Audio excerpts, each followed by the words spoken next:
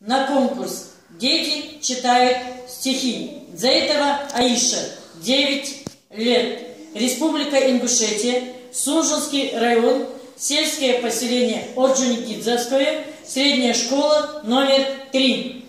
Роберт Рождественский, маленький человек, на земле безжалостно маленькой жил-добыл человек маленький. У него была служба маленькая и маленький отчим портфель. Получал он зарплату маленькую, и однажды прекрасным утром постучалась к нему в окошко небольшая, казалось, война. Автомат ему выдали маленький, сапоги ему выдали маленькие, каску ему выдали маленькую и маленькую по размеру шинель.